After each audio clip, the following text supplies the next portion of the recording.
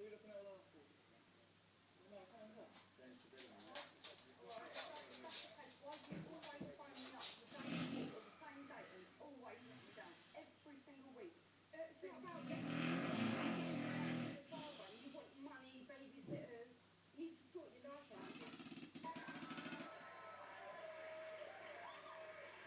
The fact is exactly what I said. If you go full circle, I'm not having a go at anyone. 18 months is 18 months too long. You can't ask for anything from anybody until you have to finish this book. I'm sorry. He is the dad, right? His name's on the book. I haven't finished yet. He's bonded, right?